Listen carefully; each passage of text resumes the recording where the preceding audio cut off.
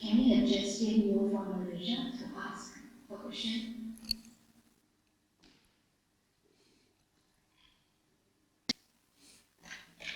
Nên đồng hồ this morning in Malaysia.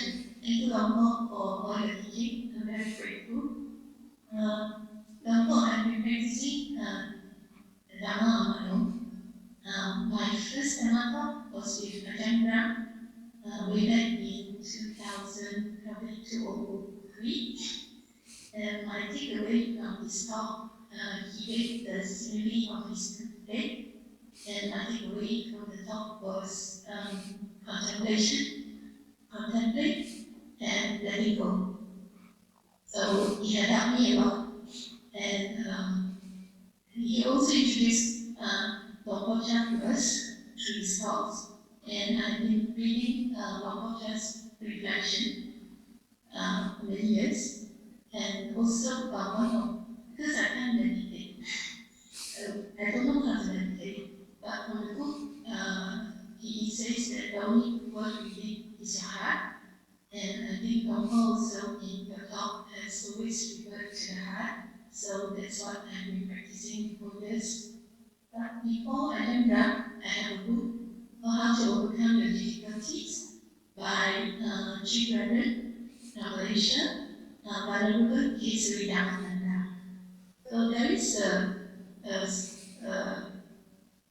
I've been reading that, and he has always come to my mind, and I just contemplated, keep investigating. So he actually reads as this.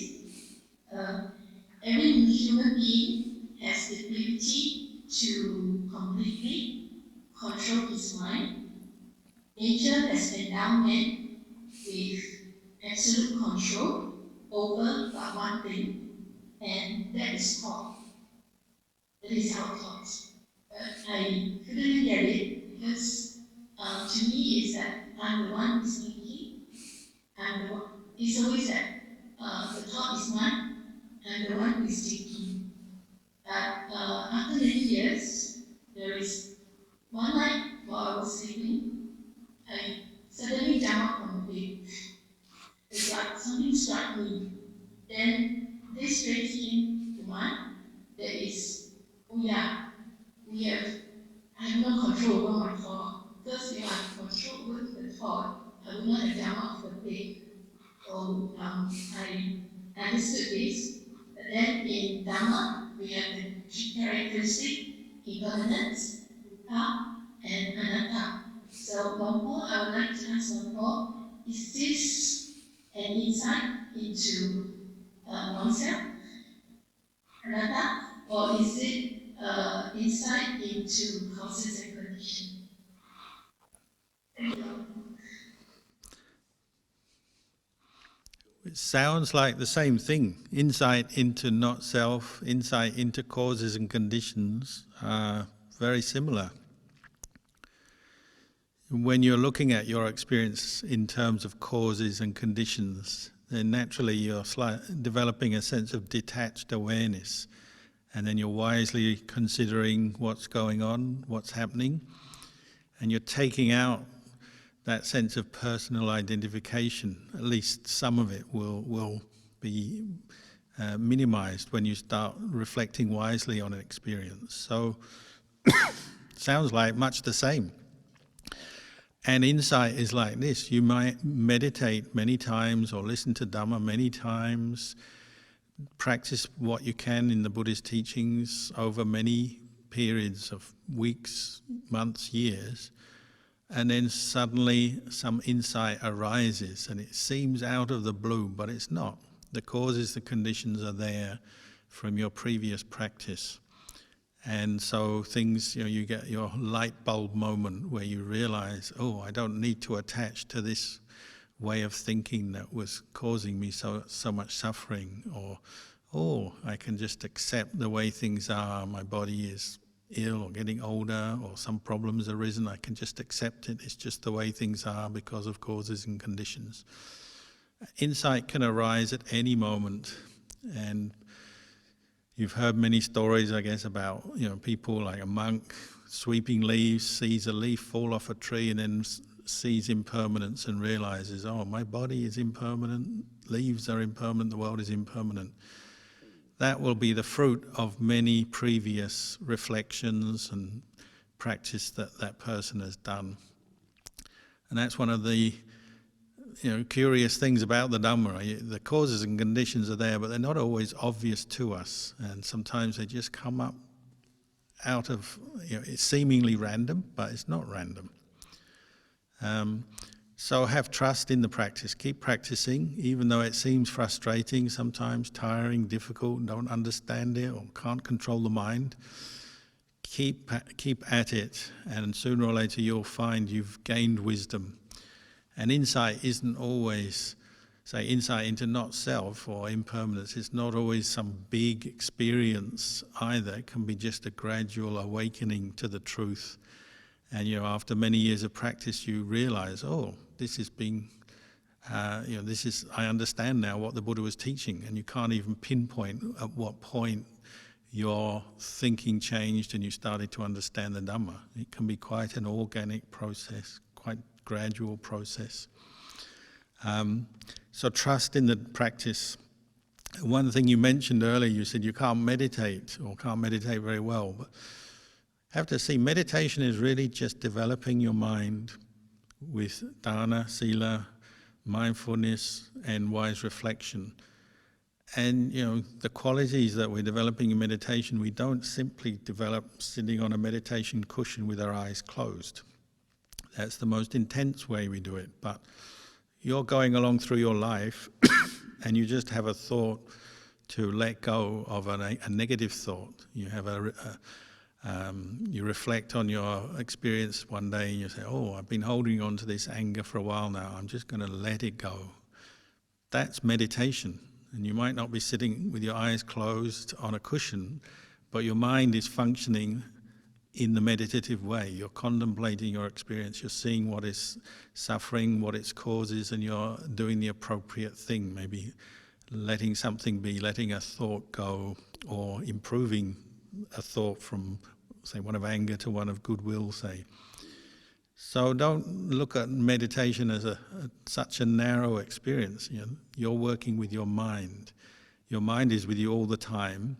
So there'll be times when you are acting in the way of a meditator, even if you're not meditating in the formal sense. Next,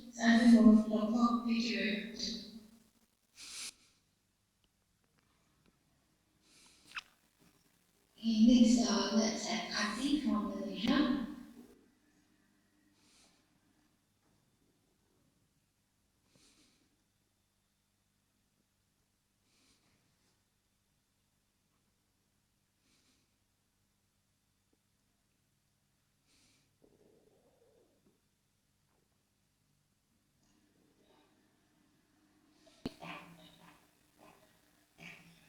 Always. Sorry, next, let's have Richard from Melbourne. Greetings, Upholding. Thank you for this great opportunity of the retreat, and gratitude to all the assistants and those who made it possible. My question is short, hopefully. Just in respect to the right effort and the four right efforts, if you like, how do we ensure balance and joy? We've heard lots about suffering and your experience and necessities. I don't know if you enjoy that. When those situations occur, how do we bring the suffering through a learning experience, if you like? How do we ensure joy and a balanced approach to those experiences?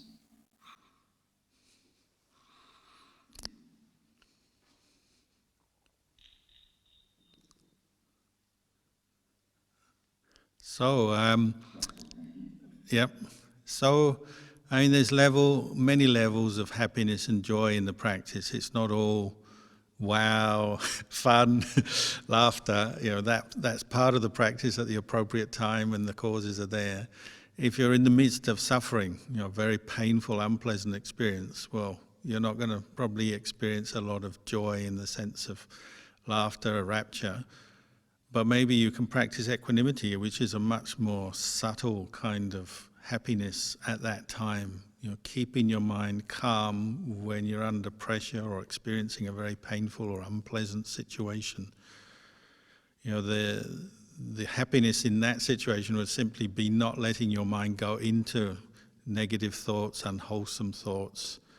There'll be other times where it's more obvious kind of rapture and happiness, the happiness of listening to the Dhamma, sharing the Dhamma, helping people, etc. There'll be the more obvious times where one might be very joyful, but equanimity is really the highest Dhamma we're developing. And so if one is in a situation where it is painful, difficult, maintaining the balance of mind is your priority, maintaining mindfulness. And when mindfulness is there, you can reflect on what's going on. You can see what needs to be done. You can see that you need to be patient maybe with a difficult situation or person. You can see some solutions maybe if there's a problem, because the mind is paying attention. It's not just falling into reactions of aversion and distress, but equanimity is maintained, patience is maintained, mindfulness is maintained. Then wisdom can function well at the very time you need it, which is maybe to make a wise decision or a wise choice when you're suffering or in a difficult situation. And you would say that's a form of happiness. When your mind is still in a space that it's able to make a wise decision, it must be having a sense of well-being so that it can think straight. It's wholesome, we say. Wholesome states of mind are always accompanied by some level of pleasure, happiness. So if you're experiencing a lot of pain, that pleasure was going to be a very subtle kind of pleasure because you're actually experiencing pain.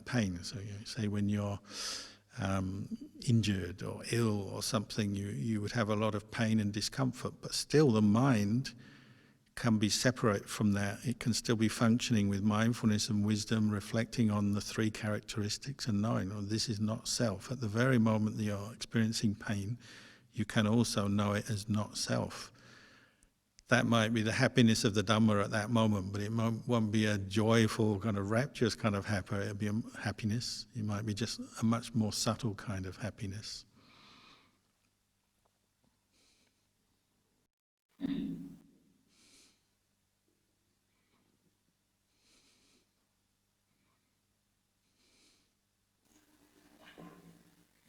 Okay, next shall we have Andy from Malaysia?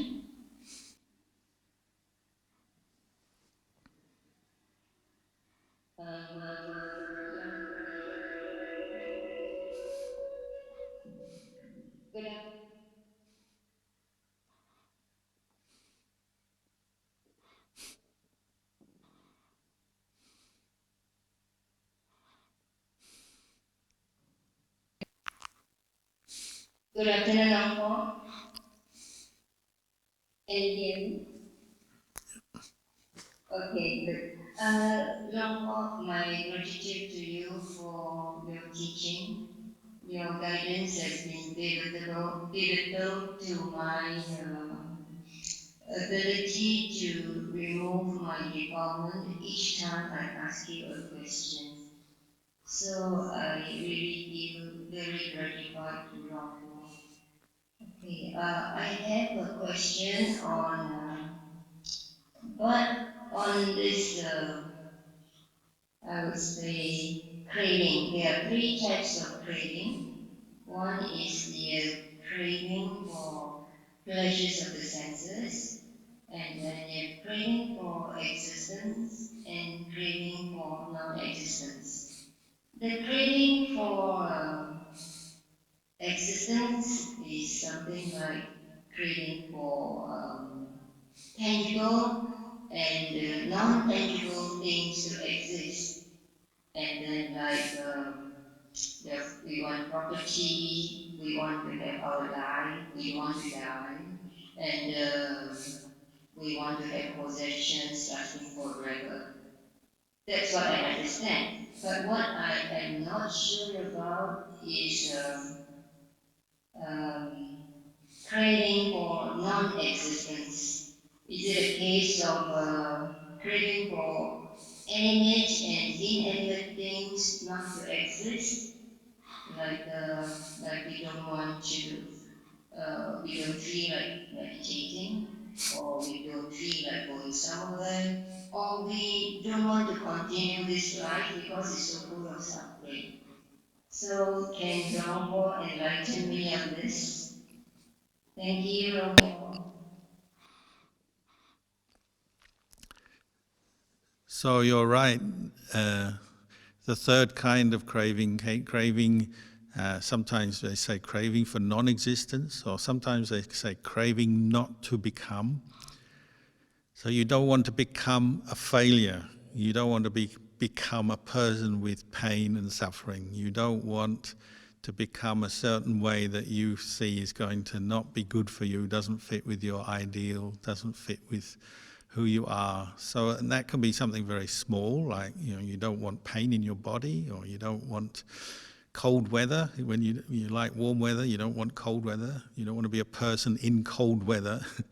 So that's a form of craving not to become in a very simple way, or it could be something much more profound. So you might have, like you mentioned, craving for existence, craving to become a person with property, with land. This is my land, this is my family's land, the place I was born and brought up, where my family have lived for generations. And then something puts that land under threat, that property is under threat. You run out of money and you have to sell it, or someone tries to cheat you out of it, or something happens, somebody invades your country and they're going to take it away.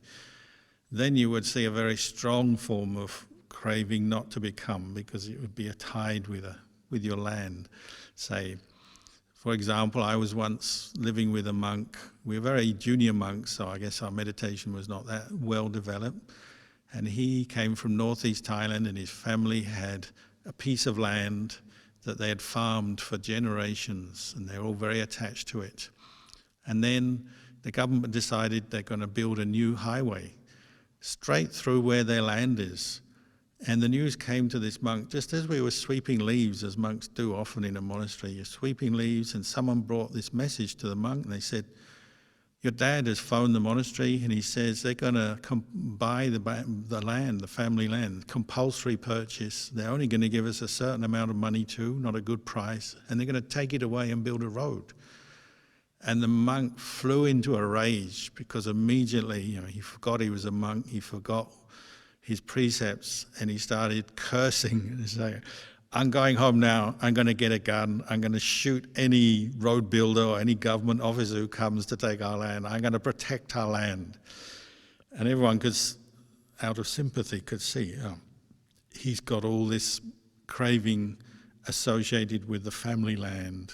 This is who they are, who they feel they are. This is our place. Now someone is going to take it away.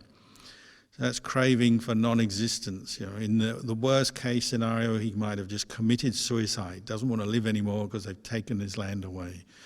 Or he might have gone off and really did shoot someone or something like that.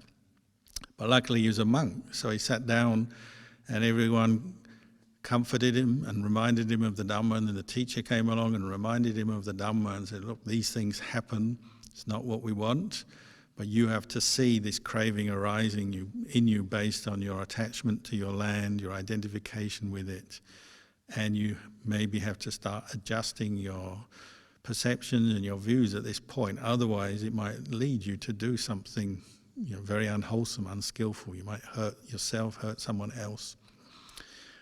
So he had a very tough lesson, but he did come to terms with what had happened. And you could see all this investment, craving and attachment invested in his family land, and just having to accept, letting it go. He's not going to be able to hold on to the land. That's just one example. We attach to ideas of who we are, who we want to be, and then when they're not met, we have the opposite. We have craving to get rid of, resist, fight, stop.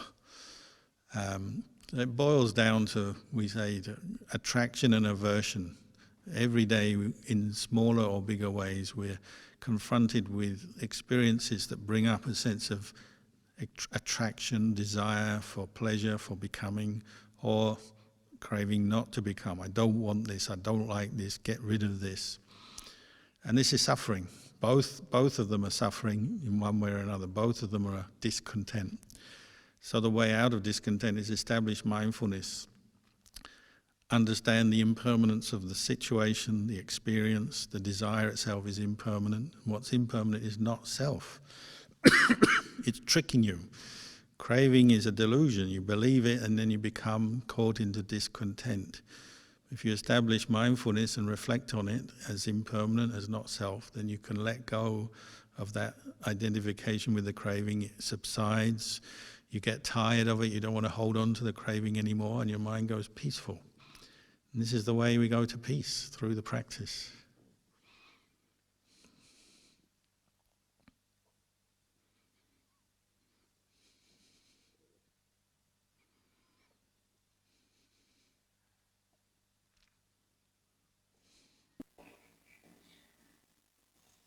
Next, that's Mudita from Newton.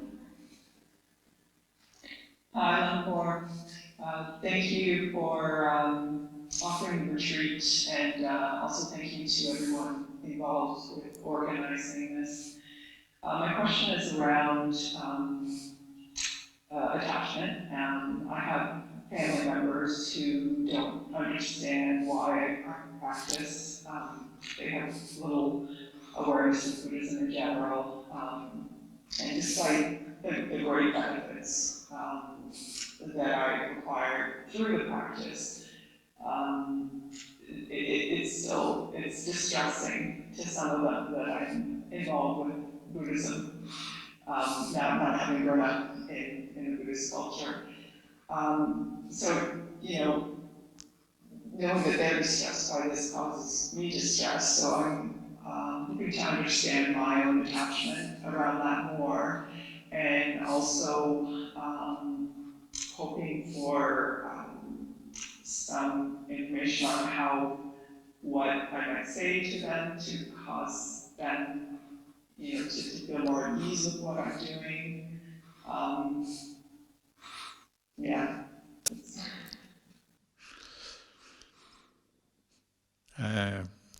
I think there'll be many people on the retreat who sympathize with you. It's a very common experience for practicing Buddhists in non-Buddhist countries, and even in Buddhist countries, the same problem.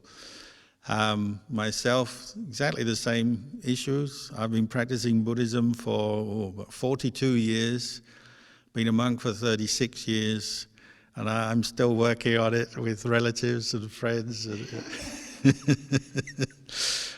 So you have to have a sense of time. You're playing the long game here. You're not going to achieve it all in one day or even 1 year. It's a long-term practice. And particularly at the beginning of your practice, when relatives and friends really don't understand, you just have to be very patient and don't expect much from anyone. But practice. And if you're practicing what the Buddha taught, you're not doing anything that harms anybody. You're being kind, generous, patient, forgiving, tolerant of people and their views and their different ways and their comments on you. And in one sense, you can take it all as helpful tips for how to maintain mindfulness and let go of irritation in daily life, because you're getting all this negative feedback. It's like, oh, this is good. I can really let go of a lot of stuff here. Maybe it's helping you in a strange kind of way. So be very patient with the situation and trust in the goodness of your intention and the goodness of the practice. And if you have this long-term view of what you're doing, over time, the goodness of what you're doing should come through, and Buddhists and non-Buddhists will start to realize that. When I started practicing the Dhamma, everyone was against it. As I think I mentioned before, some people just stopped talking to me altogether. So it was a bit painful and a tough time in one sense, but I also had a great trust in the Buddha and the path of practice of Buddhists, and I was willing to wait, keep doing my practice, get on with my practice. In one sense, if everyone doesn't agree with you or don't like what you're doing or not interested in what you're doing, that's good, because you can get on with it and they won't bother you because they're not interested. So kind of look at it from a few different angles. So when I was first practicing Buddhism, I realized nobody else is into this in my friend group and my family relatives, so I just got on with my practice. But over time, people start to notice things. They notice that you don't create a lot of suffering, you don't make a lot of unwise decisions and do things and end up in trouble, in your relationships and your work and the things you're doing. They realize, you seem to be okay. And then that draws them in. They ask, why are you okay? And you say, well, I practice the Dhamma and I try to practice mindfulness and try to let go of my negative mental states, and I practice generosity and keep the precepts. And people start to say, oh, okay, so that's good, is it? And you say, yeah, it's brought me a lot of happiness. And little by little, they might start to open up a bit and realize maybe this Buddhism thing's got something to it. And some people might see quite quickly. Others, it might take 50 years, but that doesn't matter. You just keep going. As I said, it's a work in progress. For me, I've been practicing over 40 years. Some of my family members and friends, I'm still working on them, still being patient with their comments. But you should, through your practice, get better at dealing with all that. And you can just laugh it off, chuckle to yourself, wish them well. And sometimes you introduce Buddhist concepts at the right time, in the right situation. Maybe through the practice you become more confident in what you understand, and then you can introduce it when the time is right. So the times, the people in my family circle who are most against Buddhism, the times that have brought them interest in Buddhism is like when somebody's seriously ill and they start thinking, what can I do? Ring up the Buddhist monk. He can chant for us. He can spread metta for us. These people who have been totally against Buddhism for the last 30 years, suddenly it's like, maybe Buddhism can help, but can you chant for me? And you say, yes, of course, we can chant for you. People change. And especially if you've been practicing Buddhism for a number of years, people start to respect that. They get a good example. They see you're not causing trouble, you're not crazy, and that draws them into maybe at least respect Buddha's teachings and maybe even want to learn meditation and learn some of the practices of Buddhism and get more into it. I've seen that over and over again in my own family and circle of family and friends, and then others as well. People have completely changed from being anti-Buddhism to actually liking it, wanting it, practicing it, and every variation you see that. So don't be put off by a few comments and raised eyebrows in family circles. You just keep doing what you're doing in a good way and be kind to people and forgiving to people, and in the end they'll see it's a good thing. Thank you.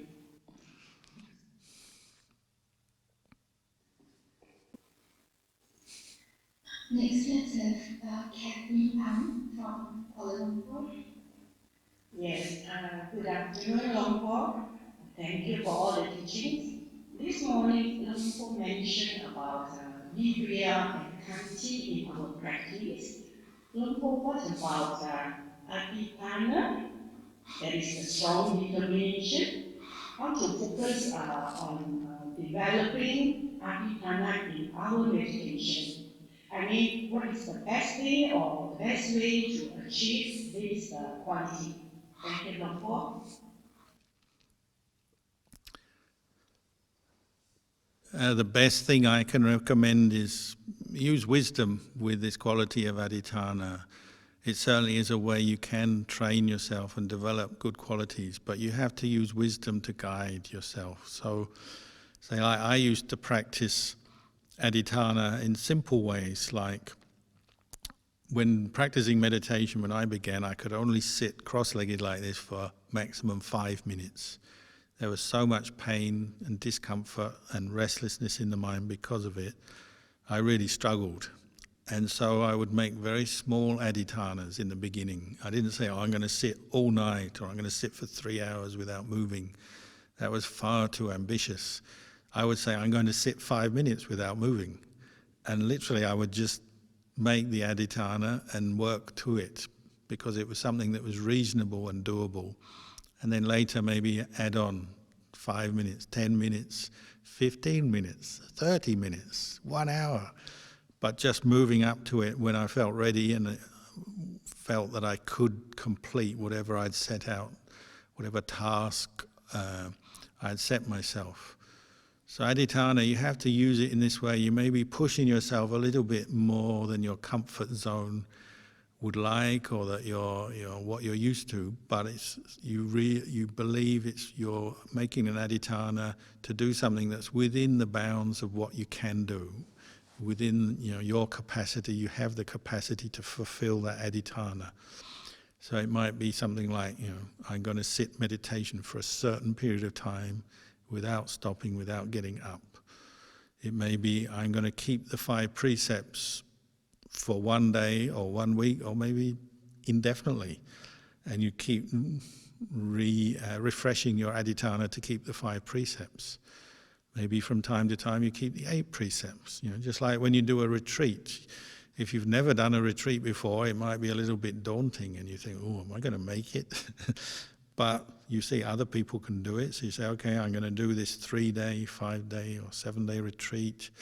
And they can do it, so I'm going to do it. And you make your adhitana and you try to get through it. So you're using adhitana as a way to pull up your effort, your determination, and other good qualities to complete what you've determined to do. And Ajahn Chah used to talk about satya and adhitana. They're 2 paramis from the 10 paramis. If you read about the 10 paramis, satya and adhitana come together. Often they're used sort of almost like 2 parts of the same thing. Satya is you have to be honest and true to what you're doing, to your goals, to who you are, to your effort. So if you make an adhitana, then you have to also be true to it. So you don't renege, you don't play around and sort of, I'm going to sit meditation for an hour, and halfway through you say, well, actually I meant 30 minutes. And you find excuses and, wangle your way out of something that you decided it's going to be too difficult for you. You have to have satya, meaning you have to have that sense of being true to what you're doing, being honest with yourself, and this is a parami. So, if you're being honest with yourself, you say, I want to say, I don't want to speak in anger today. Whatever happens, I don't want to speak in anger. So I'd rather not speak at all than speak in anger. So you make a rule for yourself for the day, a form of adhitana. You say, I'm not going to speak in anger for the rest of the day. But then you need satya, because you need to be following up on that and watching and being honest. So sometimes we speak in anger and then afterwards we say, no, I wasn't angry. I was just being firm, or I was just telling somebody, giving them an instruction. And, part of the mind is saying, now hold on, you had some anger there. And then the other part is sort of trying to cover it up, find excuses. You need satya to support adhitana. And you have to, train yourself. And if you are honest, you have satya, then you can clear up problems and become more aware of yourself. So if you give in to anger, when you made a determination you're not going to speak in anger, well, be honest and say, okay, I blew it, I made a mistake. I'll re-establish my adhitana from this point, start again. One who's training themselves has to be willing to do that. You have to be humble, you have to be willing to go back to the beginning, start again, willing to make mistakes, willing to learn from your mistakes. And little by little your experience and your understanding will grow from that. But when you make adhitana as if you're a little bit shifty or you're not very honest, then it could just be a form of impressing other people. And you see that meditators will do it, I can sit all night long. But really, the person has been sneaking off, doing other things, coming back, trying not to let anyone see what they're up to. Sometimes people get caught into external shows in their practice. and they're not being fully honest with themselves, let alone other people, and then that becomes an obstacle. So use adhitthana as a way of training yourself, bringing up the determination, the effort in the practice, setting yourself some reasonable goals that will help lift your practice, but be reasonable. Don't take on too much that will just make you feel disappointed when you can't complete it, when you can't do it. Some people try that and they're over-ambitious and then they give up altogether. They say, oh, I can't do this. Whereas really the problem is more they're just trying to do too much, too quickly.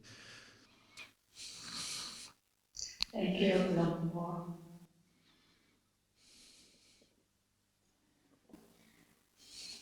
Next, let's have Upholding from Kuala Lumpur. Lumpur, thank you for your generous of teaching.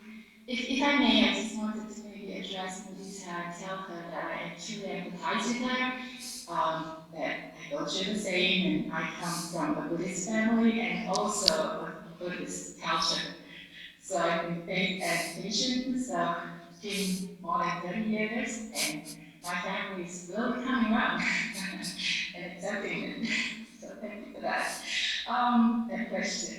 And so my question to Lumpur is really about metta and my experience when Lumpur led us in the metta guided meditation. When we spread or when we did metta to ourselves, I could just sense neutrality, of being accepting, the condition that we're in right now.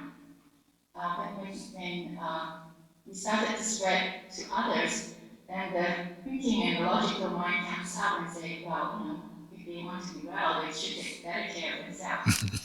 So I'm kind of struggling with whether is this just being stoic or a blasé or is that upeka?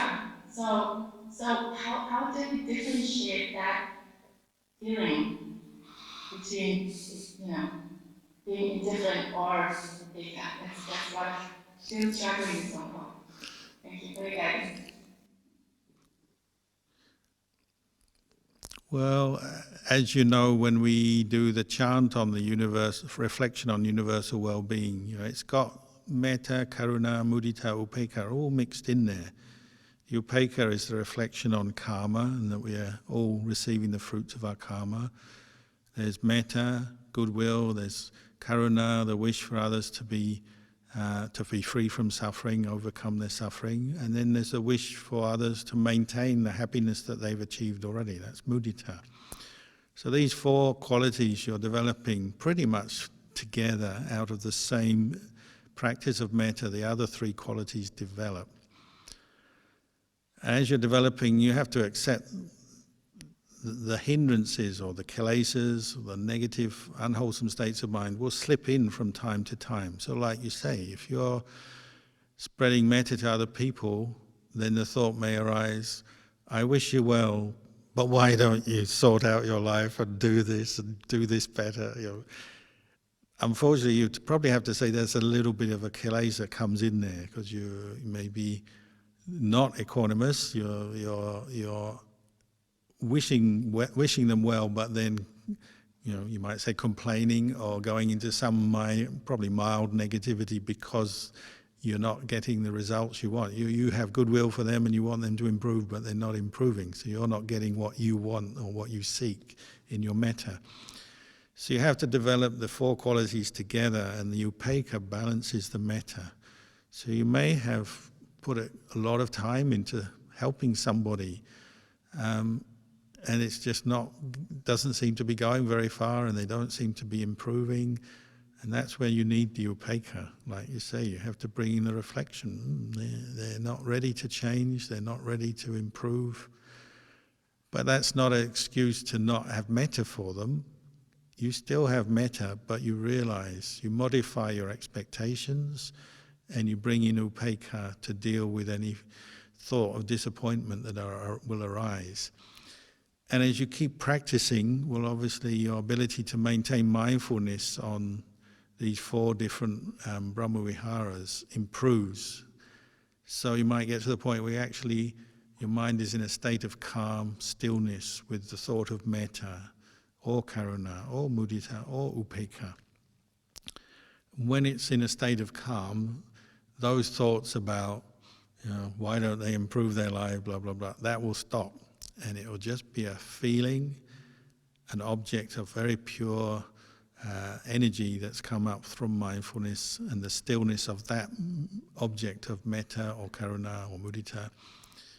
And at that point, you're not going to have any doubts, or the hindrances will be quiet, and you can just direct your mind with that thought of metta or upekkha, whichever, to the person, say. And it won't be wavering, it won't be doubting, it won't be complaining, it won't be anything. It's just pure metta or pure upekkha, pure samadhi.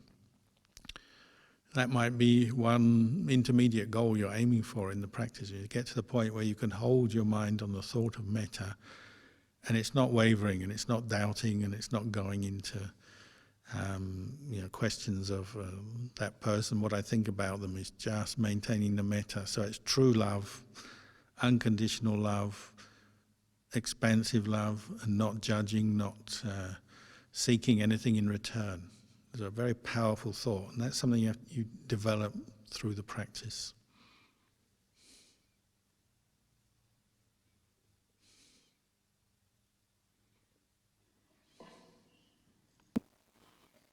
Shall we have Shankar? Thank you. Thank you, Ajahn, for taking that from that. I can't answer like when you go for a walk or when you do gardening, sometimes we feel unintentionally that as the comment or the smell. So is that making a practice? So then this is right from there. And the other one is if you have a fantasy, say like a sexual fantasy about a married person, is that breaking the precept?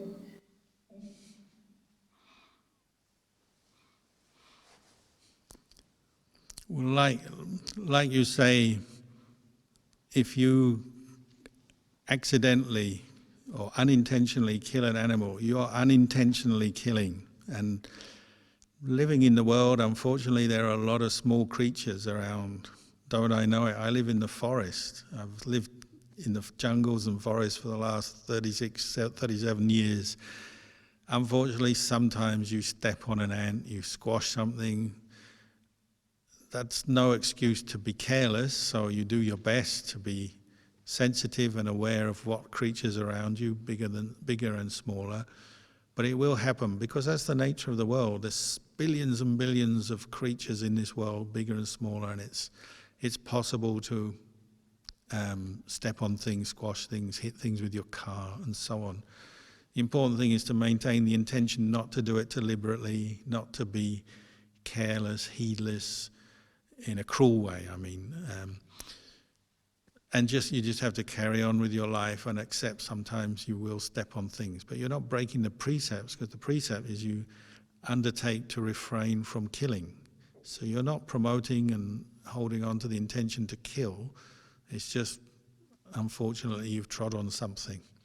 So be clear on that. If there's no intention, you're not breaking the precept.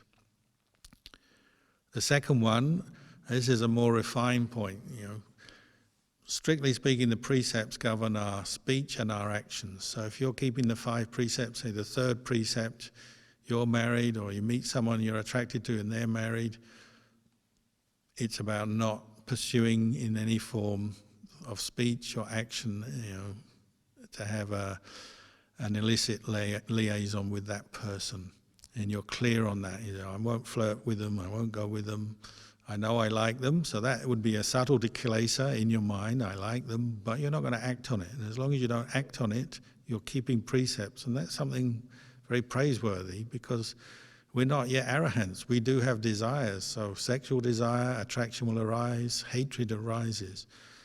The point of the precepts is to restrain them on one level, so you don't act or speak on them, those desires. And that provides you with a kind of a boundary, so that then you can work internally in a more subtle, refined way to contemplate, what is sexual desire, what is its basis, and to see it as an anicca dukkha anatta, to see it as a cause of suffering, and eventually to let it go. But as long as you're keeping the precepts on the outside, that's already very good. In the world, a lot of people can't manage that, and there's a lot of suffering in the world because people don't keep the third precept. But if you can, you're saving yourself and others so much suffering. You're being faithful, true to your partner if you have one, or you're not breaking up someone else's relationship. This is all very, very good stuff. And then on the inside, well, you have to establish right view, wisdom. This is an unwholesome intention. I understand why. I'm attracted to the way they look, their behavior, all the aspects that you like about them. I'm attracted, but I'm not going to act on it, and I'm going to contemplate this desire as impermanent, as not self, and let it go in the best way I can. So we have many meditations to help with that. The meditation on the unattractiveness of the body, on impermanence, many meditations you can introduce to help you deal with those internal desires, to see them, to let them go. That's obviously for most people, that's a much longer practice. It's a long-term practice. But as long as you keep the precepts, that's the important thing. And one thing you might find is if you're really determining to practice well, even with something as difficult as sexual desire or extreme anger when it comes up, say you have a dream at night, if your practice is going well, you'll still keep the precepts in your dream. So monks know this all the time. In their dream, they see a pretty girl, well, they say, I'm a monk. And they turn away, they don't do anything to the pretty girl. Or somebody comes along and provokes you and they want to, they try to make you angry. You say, no, I'm a monk. I don't hit you, I don't attack you. Meaning the precepts are well established in their mind. But in your dream, if you break the precepts as a sign, you've got to work harder to really establish them so they become part of who you are.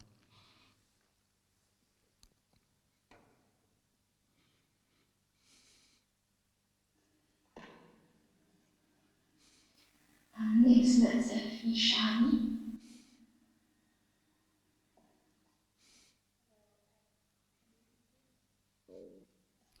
Can't hear. Can't hear.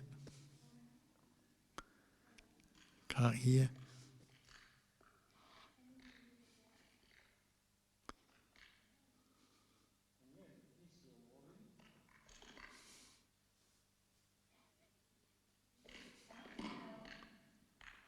Okay.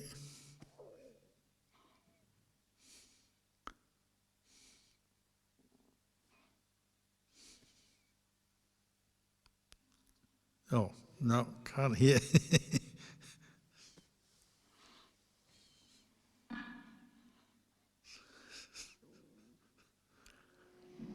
Okay, can you hear me now? Yep. Okay, thank you. So may you all be blessed for organizing this Zoom retreat. I've never done a 4-day plus 8 precepts, and this is my first time in my life. And I found that it was very much easy to concentrate on the meditation with the practice of mindfulness. Um, so may you all be in Prinanamodana, and you can simply that's my gratitude to you. My first question, Ajahn, is in my meditation practice that it can vary from random thoughts, random events to strange people suddenly in my meditation, and suddenly there is a depth of samadhi which lasts for a few seconds, and this can extend from a vision of a blue glowing light to a golden flash of light. But unfortunately, it doesn't happen all the time. It will be very, very rarely. And I look forward to this as we should not do, but it's getting to the samadhi is such a challenge because it's with most very much in a perseverance that I can find it. How do I get to this, Ajahn?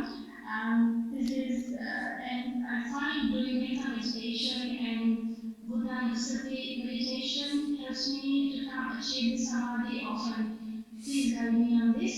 I have a second question while I wait for this answer. Thank you. Well, it seems that you understand the problem. Like, you understand that samadhi, sometimes you attain it if the causes and conditions are right. Sometimes you can't. So obviously the causes and conditions for samadhi are not yet right. Samadhi is not self like everything else. So you have to develop the right causes, the effort, the precepts, the mindfulness, the reflection. A number of different factors have to be in play, and then sometimes you do experience states of calm.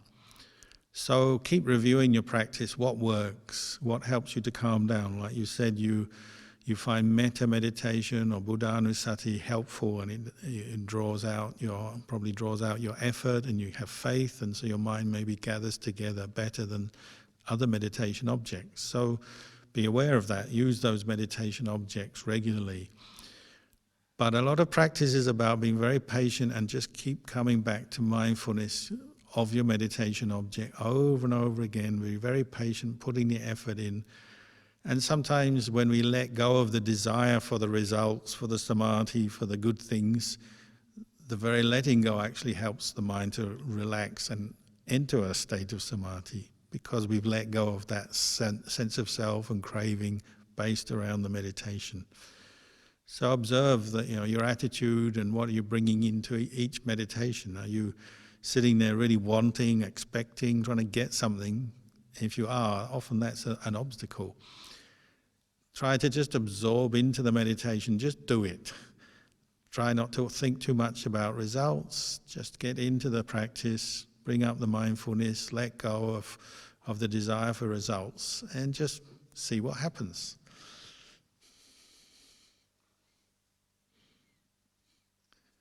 Can't see you again.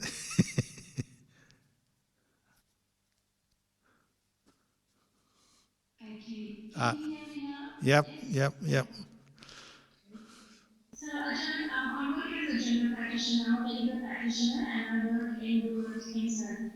I care for patients very and old with complex chronic conditions, including severe mental health diseases, many young patients with suicidal ideation.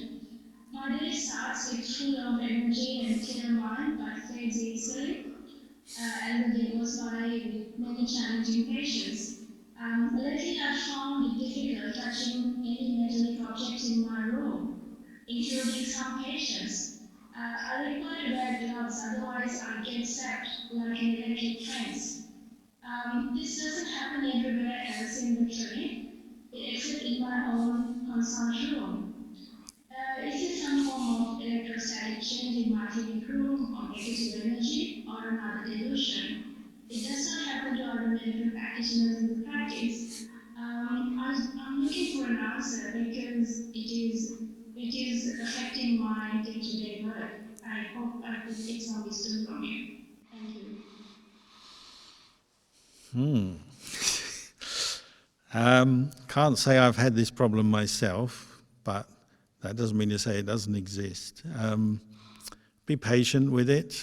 Be aware that as you help people in the course of your day, like you say, you're going to get tired dealing with patient after patient.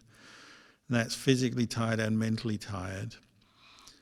And you have to observe closely what's going on. When you're mentally tired, are you more prone to negative states of mind, reacting to the patients, maybe judging them, looking critically at them, being irritated by them because you're tired, and then you're having still to deal with people one after another through the day? I can imagine that could bring you some challenges. So maybe, I don't know, is it your room is your place where you work, so you obviously have an identification with that as my place of work, and the furniture and the things there. And so is there some kind of subtle perception you're building when you're experiencing negative mind states because you're tired and you're under pressure, and then you associate that with the room? Could it bring various experiences like a mild electric shock? I don't know. But I would practice lots of metta, lots of compassion, but also use the upekkha, the equanimity and wisdom, to know at any one time through your day, you know, what level of energy do I have? How much do I have to give to others? How much do I have left for myself? You have to balance what you're doing. You may have lots of wishes to help people and do good things, but you also have to balance that with your own limitations, your mental and physical energy. So reflect on that. What is your level? How much can you cope with? How much can you take on? But practice metta every day and find some skillful ways maybe towards the end of the day when you're feeling more tired, more prone to negativity and irritation. How are you going to manage that to avoid your irritation growing and the feeling of being very tired, or even disappointed because you're very tired, or disappointed with patients who don't behave properly or don't do what you ask them to do, or, all the different problems you might encounter. How are you going to manage that? So with upekkha, you're seeing, well, everyone has their own karma. I have my karma, my patients have their karma. There's only so much I can do for them. I wish them well and I'll do my best, but also I have to accept some patients won't recover. Some people don't take the medicine. Everything goes according to causes and conditions because it's not self. So that means some patients you treat but they never recover and they never get better, and you have to accept that. So always having reflected on the patients and their karma, then come back to yourself. What do I need to do at this time? I have to be on guard not to fall into negative states of mind. I have to be mindful, I have to be patient. So you're looking after yourself as you're looking after others. Just don't give all your energy to others all the time. You have to save a bit for yourself so that you can go on and treat others in the future.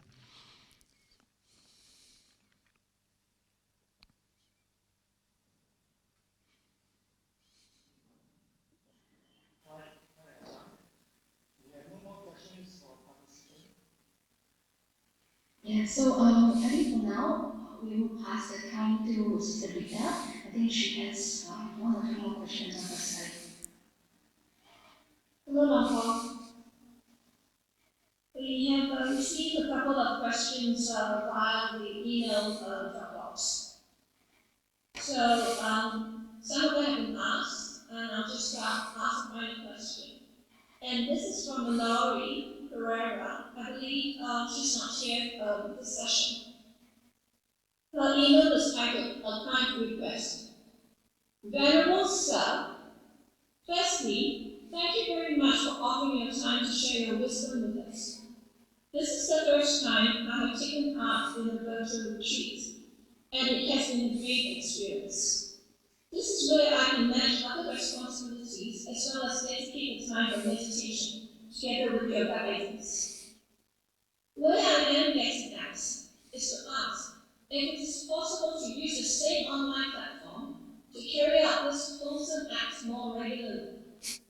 May not have to be an all-day program, but as an early morning or a late evening session where we could join the monks in chanting and to receive guidance on meditation. I would greatly appreciate if you could consider my request. However, I am still grateful for the opportunity I have had. Wishing you and all the monks and novices at the monastery a Happy New Year. May you all find peace and be well. Thank you very much. Mallory Pereira, signing off. Well, thank you for your question.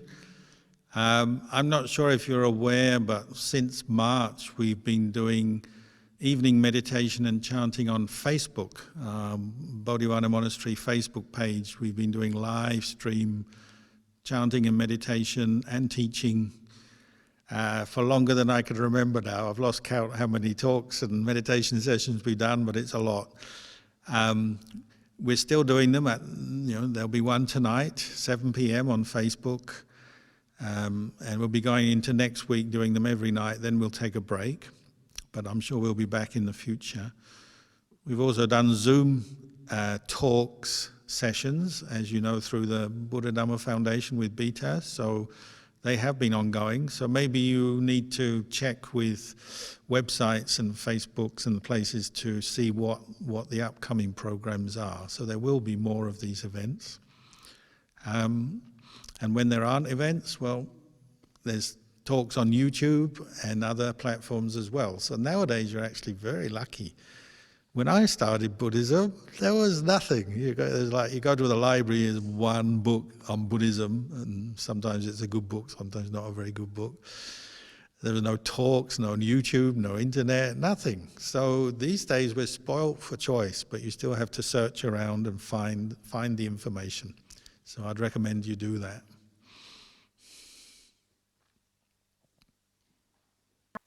So, we've finished the live questions and answers now. So we take a break and back by 10:30 for the closing ceremony. Very good. Yep, we can take half an hour break.